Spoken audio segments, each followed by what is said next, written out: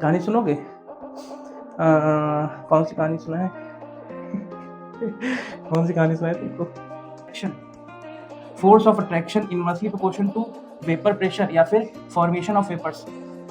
Formation of vapours पढ़े थे कि नहीं पढ़े थे? यस सर पढ़े तो थे। तो मतलब जितनी ज्यादा वेपर्स आपकी बनेंगी, अगर मान लीजिए फोर्स ऑफ अट्रैक्शन कम है, क्योंकि वीक हुआ ना यहाँ पे, फोर्स ऑफ अट्रैक्शन कम है तो वेपर प्रेशर क्या होगा यहाँ पे? ज्यादा होगा। और यहाँ पे वेपर प्रेशर क्या होगा? कम होगा। तो नमस्कार बच्चों, मैं आपके लिए लेके आया हूँ lecture number 9 of the solution chapter. हम आइडियल सॉल्यूशंस की बात कर चुके थे और आज हम शुरू करने जा रहे हैं अपनी नॉन आइडियल चीजों के बारे में। बिना कोई देरी के साथ हम हेडिंग डाल देते हैं आइडियल सॉल्यूशन। आइडियल सॉल्यूशन की जो सबसे बड़ी पहचान की जरूरत अभी है हमको, वो ये है ए का इंटरेक्शन, बी का इंटरेक्शन बराबर होगा किसके? बराबर होगा किसके? ए बी के इंटरेक्शन से। किसके बराबर होगा? ए बी के इंटरेक्शन से। नॉन आइडियल में यही चीजें नहीं होती हैं। नॉन आइडियल सॉल्यूशन में चीजें नहीं होती हैं। पहली बात, non ideal solution Raoult law follow नहीं करता, रॉल्स लॉ अनफॉलो करता है, जैसे आप हमको करते हो, है ना? जैसे राउल्ट लॉ अनफॉलो करता है ये, है ना? और इसमें दो टाइप्स होते हैं। एक होता है पॉजिटिव डेविएशन, और एक होता है निगेटिव डेविएशन।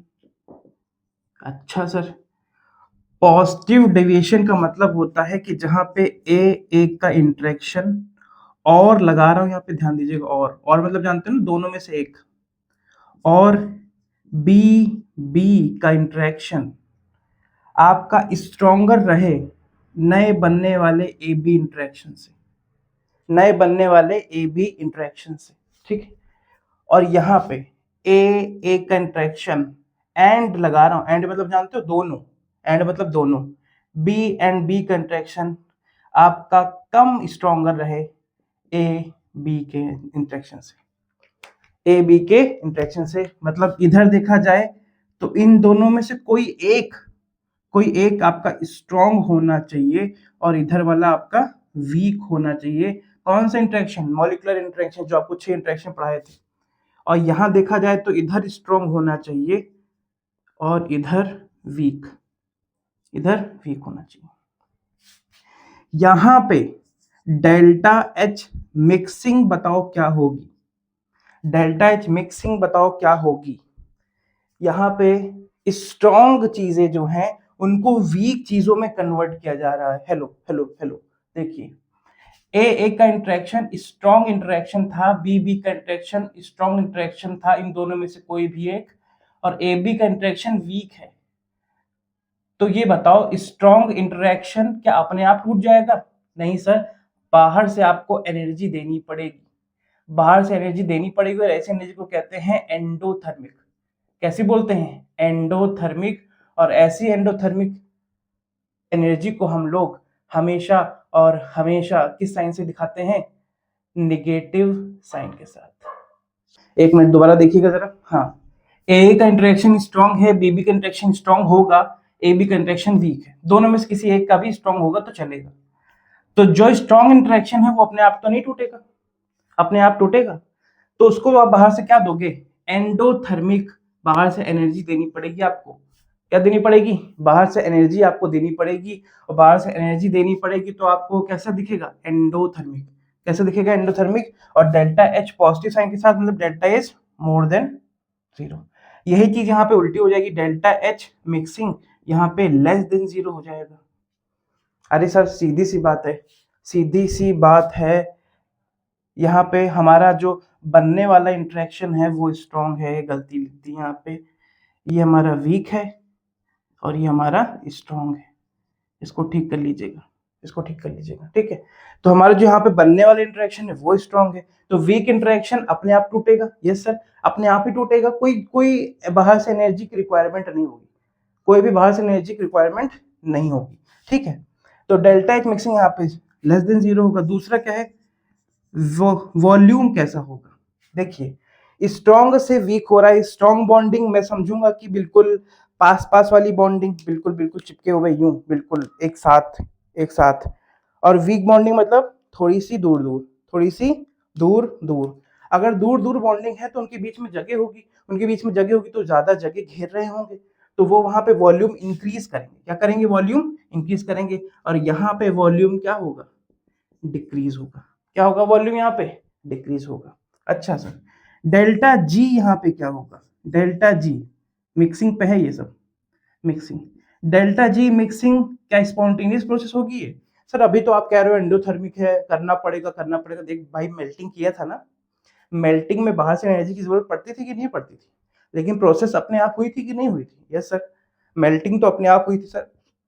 एनवायरनमेंट से हीट ली और बर्फ पिघल गई थी, है ना? लेकिन अपने आप हुई थी ना, आपने तो नहीं की। तो यहाँ से मिक्सिंग की कोई भी प्रोसेस हो, दो चीजों की मिक्सिंग, चाहे वो लिक्विड से लिक्विड की हो, चाहे वो गैस से गैस की हो, अगर वो आपस में मिक्स होते हैं तो मिक्स हो जाएंगे। अगर वो आपस में मिक्स नहीं होते हैं तो आप चाह के भी उसको मिक्स नहीं कर सकते। चाह के भी आप आपको इमिसिबल चीजों को मिसिबल नहीं बना सकते, है ना? तो मिक्सिंग तो अपने आप ही होगी, मिक्सिंग तो अपने आप ही होगी। और जो जब भी मिक्सिंग होती है तो डेल्टा एस तो हमेशा ज्यादा ही रहेगा जीरो से, क्योंकि रेंडमनेस तो हमेशा बढ़ेगी। और ये दोनों चीजें यहाँ पे भी सेम ही रहेंगी। डेल्टा जी होगी मोर देन जीरो, और डेल्टा एस जो होगा वो हमेशा मोर देन जीरो ही रहेगा, क्योंकि दो दो चीजें मिल रही हैं। तो जो बनने वाली चीज है उसमें रेंडमनेस ज्यादा होगी। मतलब पहले तो केवल ए की बात हो रही थी, बी की बात हो रही थी, अब ए बी की बात हो रही है। एक से ज्यादा लोग आ गए, एक से ज्यादा लोग आ गए हैं। तो ये आपने समझा। मैंने आपको आइडियल सॉल्यूशन का ग्राफ कल बता दिया था, कल मैंने ग्राफ बता दिया था। आज आइडियल सॉल्यूशन के बाद पॉजिटिव डेविएशन और नेगेटिव डेविएशन के आपको मैं ग्राफ समझाता हूँ। फिर आज पूरी क्लास हम दे देंगे पॉजिटिव और नेगेटिव डेविएशन के एग्जांपल्स पे, और उनको समझने में कि वो कैसे कैसे हुए, वो कैसे कैसे हुए। आइए लिखते हैं। तो उसके बाद हम ग्राफ बनाने जा रहे हैं। ग्राफ पहले तो आइडियल सॉल्यूशन वाला ही ग्राफ बनाते हैं। तो आइडियल सॉल्यूशन वाला जो ग्राफ था वो अपना, अच्छा किसी को भी आप ऊपर नीचे ले सकते हो। पी ए नॉट कम और पी बी नॉट को ज्यादा, या फिर पी बी नॉट को कम पी ए नॉट को ज्यादा आप ले सकते हो। इधर वेपर प्रेशर था और नीचे composition X A equal to zero था, नहीं एक्स इक्वल टू वन था, एक्स बी यहाँ पे जीरो था, यहाँ पे एक्स इक्वल टू जीरो हो रहा था और X B equal to one हो रहा था। ये वाली जो लाइन थी आपकी पीटी दिखा रही थी।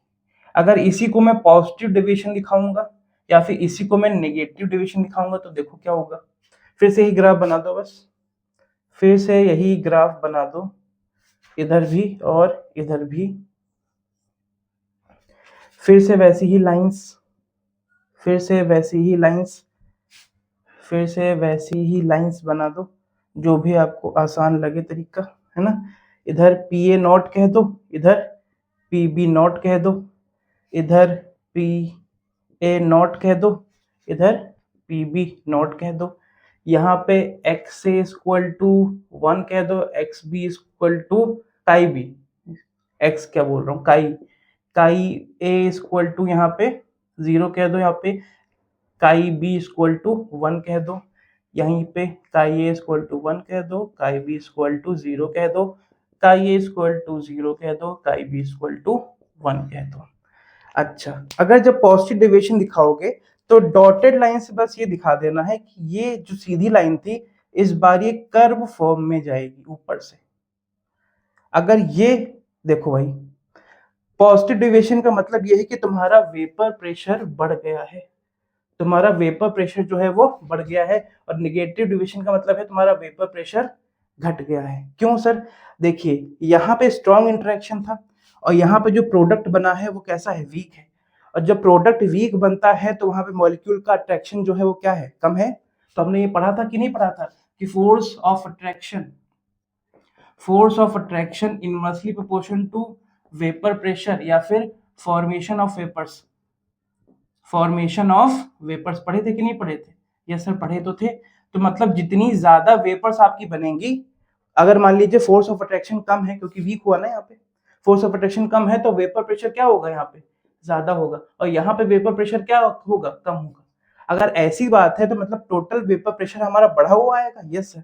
तो उसको मैं ब्लैक लाइन से दिखाई दे रहा हूँ, किस लाइन से दिखाई दे रहा हूँ, ब्लैक लाइन से। तो अगर टोटल प्रेशर बढ़ा है तो पीबी नॉट इधर जा रहा था, पीबी है ना, तो पीबी और पीए वाला जो था ये भी बढ़ेगा, यस सर। तो ये भी लाइन आपको ब्लैक कलर से दिखानी पड़ेगी और ये भी लाइन आपको ब्लैक कलर से दिखानी पड़ेगी। तो इन जो सीधी सीधी लाइन बनाई थी इनके ऊपर ऊपर से जाता हुआ एक कर्व बना देंगे। अगर निगेटिव डेविएशन है तो अंदर से आता हुआ एक कर्व बना देंगे, अंदर से पीछे से आता हुआ एक कर्व बना देंगे कि आपका वेपर प्रेशर डिक्रीज हो गया है। ये काली वाली लाइन टोटल प्रेशर बता रही है पीटी, ये वाली लाइन, ये वाला कर्व आपका पीवी बता रहा है, और ये वाला कर्व आपका पी ए बता रहा है। क्या बता रहा है, पी ए बता रहा है। तो इसको बनाइएगा, इन दोनों ग्राफ को दोबारा समझिएगा, सीखिएगा, बहुत इजी है।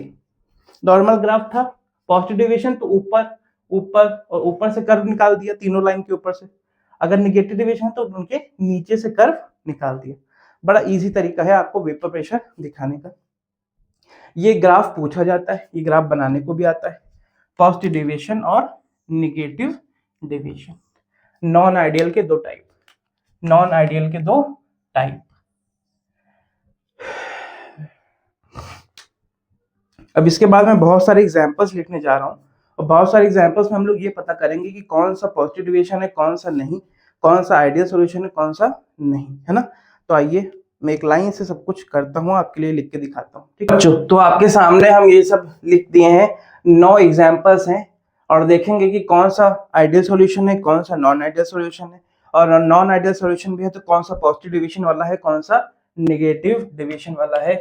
तो इससे पहले आपको याद होना चाहिए कि मॉलिक्यूलर इंटरेक्शन जो हम लोग पढ़े थे, क्या पढ़े थे, मॉलिक्यूलर इंटरेक्शन। तो उसमें ऑर्डर क्या था इस इंटरेक्शन की स्ट्रेंथ का, सबसे पहले आयन आयन था, सबसे पहले आयन और आयन का इंटरेक्शन था, यहाँ पे लिख लेते हैं, ऊपर ही लिख लेते हैं। सबसे पहले आयन और आयन का इंटरेक्शन था स्ट्रॉन्ग, फिर आयन और डाइपोल का इंटरेक्शन था स्ट्रॉन्ग, फिर हाइड्रोजन बॉन्डिंग था, यस सर, फिर आपके वंडरवॉल फोर्सेस होते थे, कौन कौन से, डाइपोल से डाइपोल, डाइपोल से डाइपोल, डाइपोल से इंड्यूस्ड डाइपोल, डाइपोल से इंड्यूस्ड डाइपोल, और आखिरी वाला सबसे वीक होता था इंड्यूस्ड डाइपोल और इंस्टेंट डाइपोल, उसको हम लोग नॉन पोलर इंटरेक्शन भी लिख सकते हैं, नॉन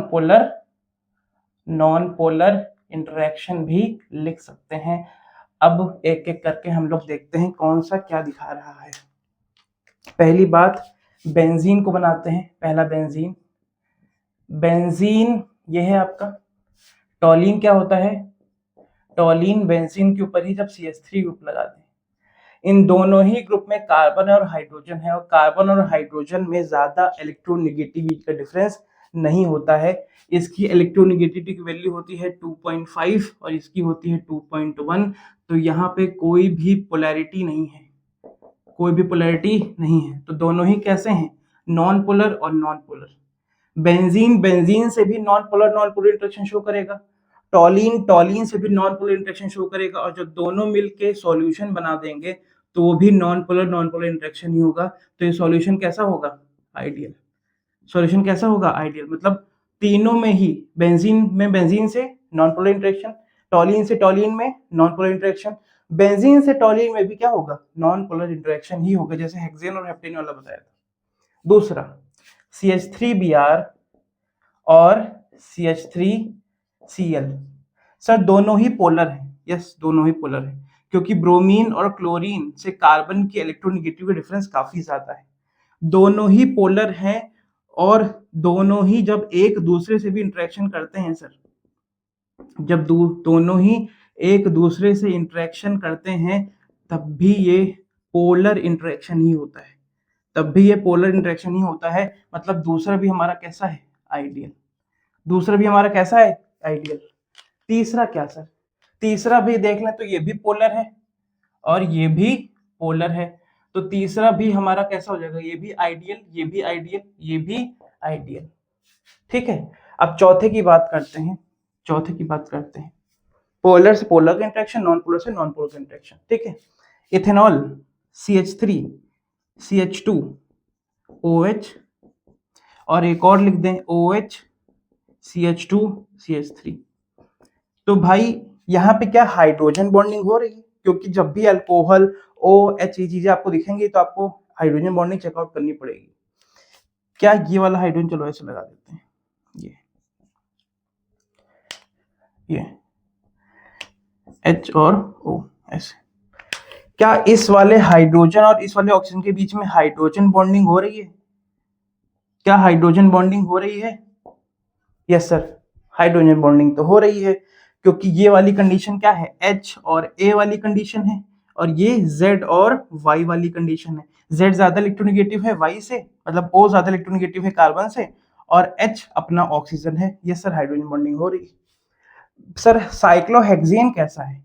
साइक्लोहेक्सेन तो मुझको लगता है ये नॉन पोलर है। कैसा है? नॉन पोलर है, कार्बन और हाइड्रोजन ही है साथ में, और कुछ नहीं। अच्छा, एक हमारा CH3 CH2 OH है, और एक हमारा साइक्लोहेक्सेन है। साइक्लोहेक्सेन में कौन सा इंटरेक्शन हो रहा है?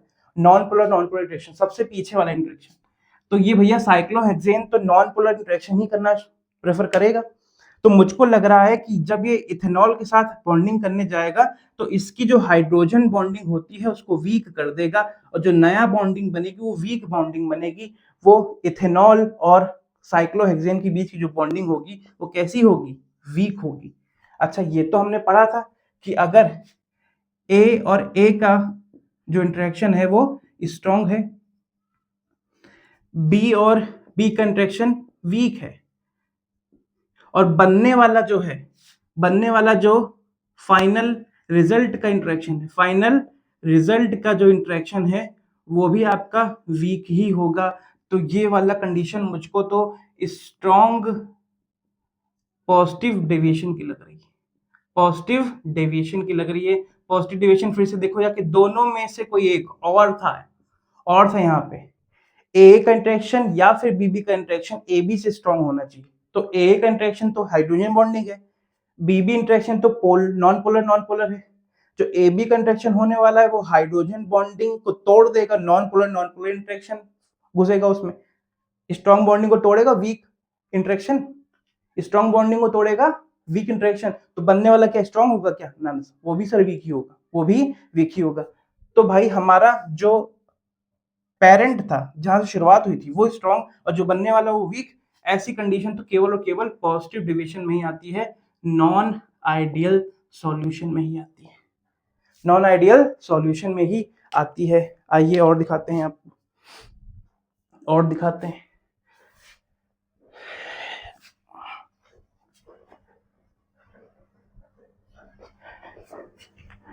और क्या है? और है हमारे पास पांचवा, इथेनॉल और वाटर। ये कुछ क्या करता है? Hydrogen bonding. ये भी खुद से क्या करेंगे? Hydrogen bonding. ये एक दूसरे से क्या करेंगे? CH3 CH2 OH, और ये यहाँ पे H2O। ये वाला हाइड्रोजन इस वाले ऑक्सीजन के साथ हाइड्रोजन बॉन्डिंग करेगा? Yes sir. तो यहाँ पे तीनों ही हाइड्रोजन बॉन्डिंग कर रहे हैं, तो ये तो आइडियल होना चाहिए। नहीं सर, ये नॉन आइडियल है। नहीं सर, ये कैसा है? नॉन आइडियल है। कैसे पता किया आपने? सर, वाटर की हाइड्रोजन बॉन्डिंग सबसे स्ट्रांग होती है, इसके बराबर कोई हाइड्रोजन बॉन्डिंग वर्क नहीं करती, ये सबसे स्ट्रांग हाइड्रोजन बॉन्डिंग होती है। तो आइडियल नहीं है तो फिर कौन सा है सर? मुझको दिख रहा है यहाँ पे, तो ये कंडीशन जो हम लोग लगा रहे थे, ए इंटरेक्शन और बीबी इंटरेक्शन, इनमें से कोई स्ट्रांग हो जाए ए बी इंटरेक्शन से, जो बनने वाला हो वो वीक हो और जिनसे बना हो वो स्ट्रांग हो, तो ये कौन सा डेविएशन होता था? ये पॉजिटिव डेविएशन होता था। क्या होता था? Positive deviation. फिर से देख लो, इथेनॉल खुद से कौन सी हाइड्रोजन बॉन्डिंग कर रहा है? ठीक ठाक स्ट्रांग है। वाटर खुद से कौन सी कर रहा है? बहुत स्ट्रांग कर रहा है। और इथेनॉल और वाटर खुद में क्या कर रहे हैं? ठीक ठाक हाइड्रोजन बॉन्डिंग कर रहे हैं। तो स्ट्रांग वाला किस तरफ रह गया? स्ट्रांग वाला तो इस तरफ रह गया। बीबी इंटरेक्शन स्ट्रांग हो गया और लगाया इन दोनों के बीच में, और लगाया है इन दोनों के बीच में। अच्छा, यहाँ पे तुम्हारा एक इंटरेक्शन भी अगर स्ट्रांग हो गया तो ये कौन सी कंडीशन दिखाएगा, पॉजिटिव डेविएशन और नॉन आइडियल सॉल्यूशन।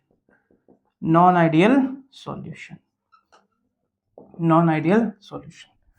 आती है बात छठे की, इसको नोट करो या फिर इसी में दिखाते हैं, यहीं पे दिखाते हैं छठे का। छठे का है CCl4 और बेंजीन। ये भी नॉन पोलर है, ये भी नॉन पोलर है, ये भी कैसा है, नॉन पोलर है। और नॉन पोलर इंटरेक्शन का फाइनल क्या होता है, नॉन पोलर ही होता है, नॉन पोलर ही होता है। लेकिन सर ये आइडियल नहीं है, ये आइडियल नहीं है। देखो सब यहाँ पे तरीके में आपको सिखा रहा हूँ बेटा, तरीके में आपको सिखा रहा हूँ। हाइड्रोजन बॉन्डिंग मतलब एक ही बॉन्ड, केवल ऐसा नहीं होता। देखो जो एग्जाम्पल बता रहा हूँ इसके अलावा कोई पूछा भी नहीं जाएगा आपको, जे एडवांस तक का, जे एडवांस तक का इसके अलावा आपसे कोई पूछा भी नहीं जाएगा। CCl4 आपको मैं बता दूं, कहीं पे लिख देता हूं कि आपका जो वंडरवॉल फोर्स होते हैं, वंडरवॉल फोर्स जानते हो ना, आखिरी के तीन इंटरेक्शन, वंडरवॉल फोर्स जो होते हैं वो डायरेक्टली प्रोपोर्शनल होते हैं मॉलिक्यूलर वेट के, मॉलिक्यूलर वेट के। एक Cl का मास कितना होता है, एक Cl का मास कितना होता है, एक Cl का मास होता है 35.5। कितना होता है, 35.5। तो 4 Cl का मास तो काफी ज्यादा हो जाएगा सर। मतलब यहाँ पे जो CCl4 में नॉन पोलर इंटरेक्शन है वो तो ही बड़ा स्ट्रॉन्ग है सर। बेंजीन में ठीक ठाक है, एवरेज है, कैसा है, एवरेज है। और जो बनने वाला इंटरेक्शन है वो भी एवरेज ही होगा, वो भी कैसा ही होगा, वो भी कैसा ही होगा, एवरेज होगा। बताओ क्यों, क्योंकि यहाँ पे एक CCl4 दूसरे CCl4 के साथ कर रहा है। मतलब यहाँ पे टोटल अगर देखे जाएंगे तो 8 Cl होंगे। यहाँ पे देखा जाएगा तो C6 और S6 है, बहुत कम वेट है, ज्यादा वेट नहीं है। यहाँ पे भी C6 और S6 और CCl4 के बीच में होगा, लेकिन यहाँ पे Cl कितने हैं, केवल 4 Cl है, केवल कितने Cl हैं, 4 Cl है। तो अगर ये इंटरेक्शन की बात बोलूंगा तो मैं बोलूंगा CCl4 में बहुत स्ट्रॉन्ग इंटरेक्शन है, इस वजह से ये भी कैसा है, ये भी आपका पॉजिटिव डेविएशन वाला है, नॉन आइडियल है, नॉन आइडियल है। समझ में आना चाहिए आपको, थोड़ा गिचर पिचर है, थोड़ा गिचर पिचर है, आपको समझ में आना चाहिए, आपको आया होगा, है ना, आपको आया होगा। तो इसको देखिए, थोड़ा हम पानी पीते हैं, फिर आगे के एग्जाम्पल आपको समझाते हैं।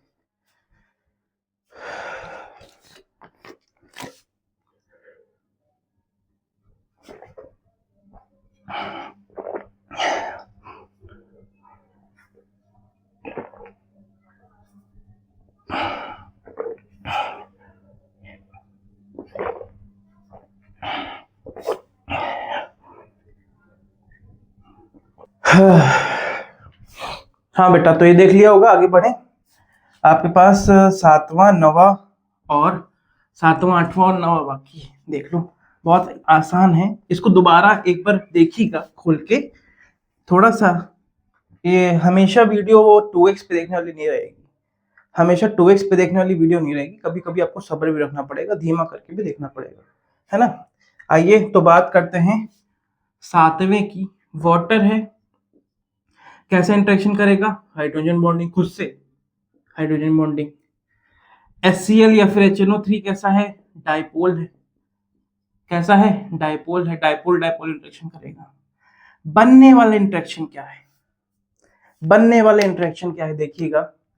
वाटर HCl के साथ जब रिएक्ट करता है, HCl के साथ जब प्रेजेंट होता है, तो बताएं HCl आपका टूट जाता है किसमें, HCl आपका टूट जाता है H+ और Cl- में। तो असल में जो इंटरेक्शन होता है वो वाटर और H+ के बीच में होता है, और वाटर और Cl के बीच में होता है। सर वाटर में दोनों है, वाटर में H+ और OH- दोनों है, तो दोनों तरीके के इंटरेक्शन पॉसिबल है, पॉजिटिव वाला भी इंटरेक्शन पॉसिबल है और निगेटिव वाला भी इंटरेक्शन पॉसिबल है। तो यहाँ पे जो इंटरेक्शन होता है इसको हम लोग बोलते हैं आयन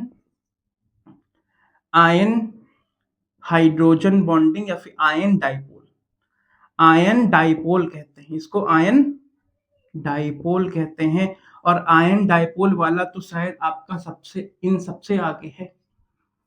तो यहाँ पे डेविएशन कैसा होगा, यहाँ पे निगेटिव डेविएशन होगा, यहाँ पे आपका जो बनने वाला है ए बी इंट्रैक्शन है वो इस बार स्ट्रॉन्ग है, ए ए और बी बी दोनों ही वीक हैं, दोनों ही वीक हैं।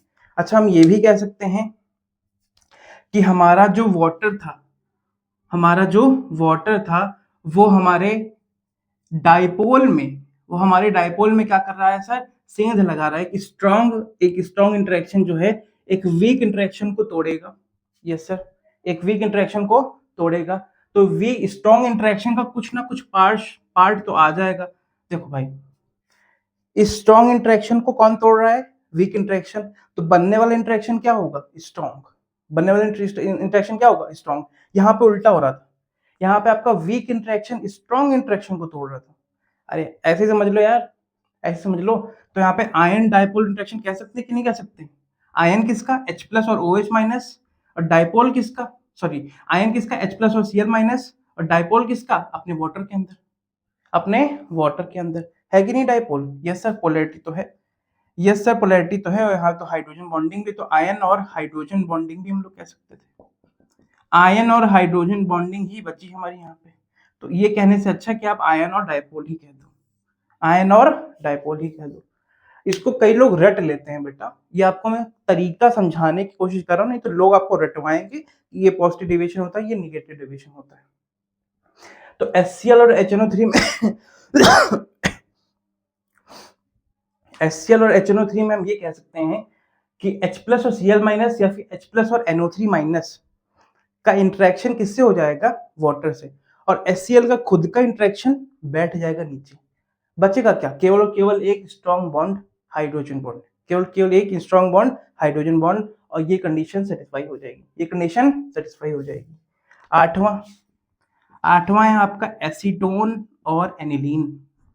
बहुत ही मजेदार है, आइए देखते हैं। एसीटोन क्या है sir, CH3 CO CH3, yes sir, और CH3 CO एसीटोन है, यस सर।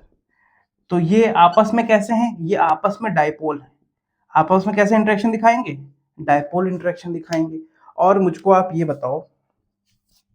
बताओ एनिलीन में इंटरेक्शन कैसा होगा। एनिलीन दूसरी एनिलीन से इंटरेक्शन कैसा इंटरेक्शन करेगी, सर मुझको लग रहा है एनिलीन का एक H दूसरे नाइट्रोजन के साथ हाइड्रोजन बॉन्डिंग करेगा। क्या ये पॉसिबिलिटी है कि नहीं है। यस सर है, यस सर है, पॉसिबिलिटी है, ये पॉसिबिलिटी तो है। और जो तीसरी चीज हम लोग के सामने यहाँ पे आने वाली है कि क्या एसीटोन और एनिलीन आपस में क्या करेंगे। एसीटोन बना रहा हूँ CH3 CO CH3, जानबूझ के ऐसे टेढ़ा बना दिया मैंने। एनिलीन NH और H, क्या ये H इस ऑक्सीजन के साथ हाइड्रोजन बॉन्डिंग करेगा। यस सर करेगा, बिल्कुल करेगा। सर कौन सी हाइड्रोजन बॉन्डिंग स्ट्रॉन्ग है, ये वाली हाइड्रोजन बॉन्डिंग स्ट्रॉन्ग है कि ये वाली हाइड्रोजन बॉन्डिंग स्ट्रॉन्ग है। सर ये वाली स्ट्रॉन्ग है और ये वाली वीक है। ऐसा क्यों सर, क्योंकि यहाँ पे नाइट्रोजन के पास लोन पेयर है, और लोन पेयर किसमें पार्ट ले रहा है, रेजोनेंस में। किसमें पार्ट ले रहा है, रेजोनेंस में। ये हाइड्रोजन बॉन्डिंग में पार्ट नहीं ले पा रहा, बल्कि इसको लेना चाहिए बल्कि यहाँ पे जो ऑक्सीजन के पास लोन पेयर है, यहाँ पे कोई भी रेजोनेंस नहीं हो रहा, यहाँ पे हाइड्रोजन बॉन्डिंग ही हो रही है, जो कि काफी स्ट्रॉन्ग है। और अगर आपसे कोई पूछ लेगा इसमें कौन सा इंटरेक्शन है, तो कह देना नेगेटिव डेविएशन का इंटरेक्शन है, नॉन आइडियल है। कैसा है, नॉन आइडियल है। फिर से देख लीजिए, एसीटोन डाइपोल इंटरेक्शन, एनिलीन से एनिलीन, हाइड्रोजन बॉन्डिंग कैसी, वीक। क्यों, हाइड्रोजन जिससे नाइट्रोजन से जुड़ रहा है उसके पास लोन पेयर है, और लोन पेयर का लेन देन आपका रेजोनेंस करवा रहा है। बल्कि रेजोनेंस नहीं होना चाहिए था, क्योंकि यही लोन पेयर तो हमको हाइड्रोजन बॉन्डिंग में मदद करेगा। नहीं मिला अगर हमको ये लोन पेयर, तो हाइड्रोजन बॉन्डिंग कैसे होगी। तो प्लीज इसको देखिएगा यहाँ पे, अब देखिएगा हाइड्रोजन बॉन्डिंग जो मैंने आपको पढ़ा रखी है उसमें कंडीशन ही यही है कि आपके पास H के पास जो एटम है, H के पास जो एटम है उसमें ONF होना चाहिए और सामने वाले मॉलिक्यूल में भी O और N और F होना चाहिए, और ONF तीनों के पास भर भर के लोन पेयर है, तीनों के पास भर भर के लोन पेयर। तो ये लोन पेयर का बड़ा इंपॉर्टेंट खेल है हाइड्रोजन बॉन्डिंग में। बिना लोन पेयर की हाइड्रोजन बॉन्डिंग वीक होगी या फिर नहीं होगी, या फिर नहीं होगी। आखिरी देखते हैं फिनॉल और एनिलीन। आखिरी देखते हैं फिनॉल और एनिलीन। फिनॉल और एनिलीन तो देखते हैं, आइए। नवा है फिनॉल एंड एनिलीन। फिर से आपको मैं एक बात बता रहा हूं, देखिए फिनॉल और दूसरे फिनॉल का इंटरेक्शन कैसा होगा, O और H, O और H। एनिलीन से दूसरे एनिलीन का इंटरेक्शन कैसा होगा? सर मुझको लग रहा है ये दोनों ही आपस में क्या करेंगे? Hydrogen bonding. क्या करेंगे? Hydrogen bonding. बट यहां पे भी हाइड्रोजन बॉन्डिंग होगी। यस सर, यहां पे भी हाइड्रोजन बॉन्डिंग होगी। अच्छा अच्छा अच्छा अच्छा सर, फेनॉल और एनिलीन के बीच में कैसी बॉन्डिंग होगी? O और H, यहां पे N, H और H। ये इंटरेक्शन कैसा होगा? ये भी हाइड्रोजन बॉन्डिंग होगा। तो सर तीनों ही हाइड्रोजन बॉन्डिंग, ये तो आइडियल हो जाएगा। नहीं सर, यहाँ पे ये नेगेटिव डेविएशन है क्योंकि ये स्ट्रॉन्ग हाइड्रोजन बॉन्डिंग है। अब ये कैसे स्ट्रॉन्ग हाइड्रोजन बॉन्डिंग है ये देखो। अब ये देखो हमारे पास कंडीशन ये थी कि हमारे पास एक Y होता था, Z होता था, H और A होता था। ये Z आपका क्या होना चाहिए था? ये Z आपका ऑक्सीजन, नाइट्रोजन या फिर फ्लोरीन होना चाहिए था। ये A भी कैसा होना चाहिए था? ऑक्सीजन, नाइट्रोजन या फिर फ्लोरीन होना चाहिए था। ऑक्सीजन, नाइट्रोजन या फिर फ्लोरीन होना चाहिए था। अगर Z की इलेक्ट्रोनेगेटिविटी Z की इलेक्ट्रोनेगेटिविटी Y से ज्यादा होनी चाहिए थी। इलेक्ट्रोनेगेटिविटी मतलब अपने खींचने की टेंडेंसी। सर अगर किसी कंडीशन में Z की इलेक्ट्रोनेगेटिविटी A से भी ज्यादा निकल जाए, अगर किसी कंडीशन में Z की इलेक्ट्रोनेगेटिविटी A से भी ज्यादा निकल जाए तो वो स्ट्रॉन्ग हाइड्रोजन बॉन्डिंग बनाता है। स्ट्रॉन्ग हाइड्रोजन बॉन्डिंग बनाता है। तो यहां पे देखा जाए तो A ये है, Z ये है। यहां पे भी A और Z यहाँ पे क्या है? N और N है। यहाँ पे भी यहाँ पे A और Z क्या है? O और O है। यहाँ पे A और Z क्या है? N और N है। तो यहाँ तो भाई कोई डिफरेंस हुआ ही नहीं। बट यहाँ पे बताएं क्या है? एक तरफ O है, एक तरफ N है। ये है Z और ये है A, और Z की इलेक्ट्रोनेगेटिविटी A से ज्यादा है क्योंकि ऑक्सीजन आपका 16th ग्रुप में प्रेजेंट है और नाइट्रोजन आपका 15th ग्रुप में प्रेजेंट है, और जो 16th ग्रुप में प्रेजेंट है उसकी लेफ्ट टू राइट जाते हैं तो इलेक्ट्रोनेगेटिविटी बढ़ती है। Tendency to attract electron toward itself बढ़ता है। इसको नोट करिएगा, देखिएगा। ये छोटी सी पीरियड टेबल भी आपको मैं यहाँ पे दिखा देता हूँ यहाँ पे छोटी सी पीरियड टेबल। ये है पीरियड टेबल। 1 से 18 लेफ्ट टू राइट जाएंगे तो इलेक्ट्रोनेगेटिविटी बढ़ेगी, अप से डाउन जाएंगे तो इलेक्ट्रोनेगेटिविटी घटेगी। और इलेक्ट्रोनेगेटिविटी है क्या? Tendency to attract